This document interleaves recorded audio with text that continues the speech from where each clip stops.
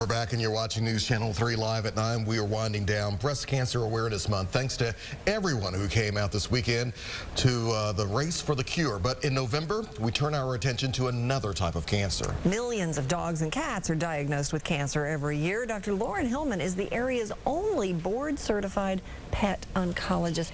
Welcome, Dr. Hillman. Hi, Doctor. And Sugar. Yes, thank you for having us. She is in remission. She is. So how common is pet cancer? It's becoming much more, commonplace in humans, and is it in pets as well? Same thing in pets. We're taking better care of our pets. They're living a lot longer, so unfortunately we are seeing a higher incidence of cancer in pets. Yeah. Okay. What types of cancer are we talking about in pets? The most common cancers I see are lymphoma, which is what Sugar has, and that's actually lymph node cancer, so people will feel kind of swelling under their jaws.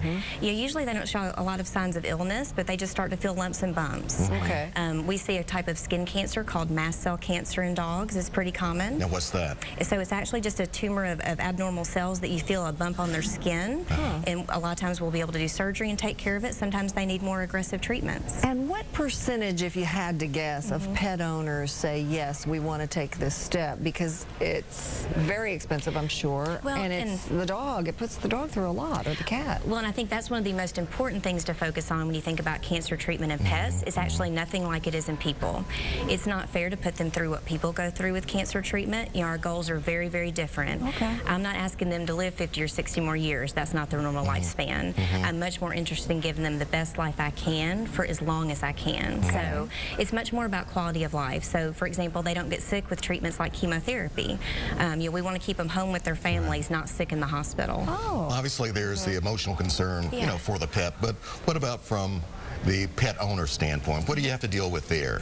Well, it's very emotional, and you hear the word cancer immediately, that just puts a dark cloud over everything. No one wants to hear that for themselves, much less for a loved pet. Right. So, our job also is to help guide them through that, and help them make the best decision they can for their pet and their family. And what kinds of factors do you weigh? I assume the age of the dog, the type of the Well, cancer? I always say age is not a disease, it's just a consideration.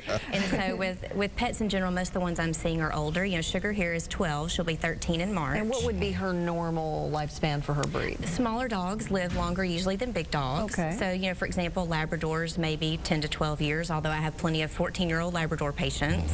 So if you had an 11-year-old Labrador with cancer, the decision might be different than a dog who might live 18 or 19 years. Well, and it varies a little bit depending on the type of cancer they have. Okay. Depending on what their overall prognosis is, depends on what's best for that pet. We have to consider other things. Do they have any other underlying health problems we need to worry about? Okay. Everything like that we have to take into consideration. So we do what's best for the pet as well. Yeah, obviously you have a lot of great owners out there, but do they typically do enough to kind of find out if their animal might have a problem?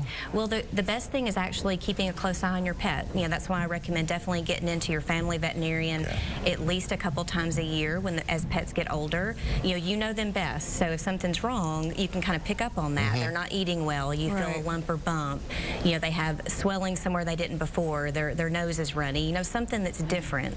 That might prompt a visit to the vet, and hopefully it's not cancer, but the sooner we know, hopefully the more options we have for them.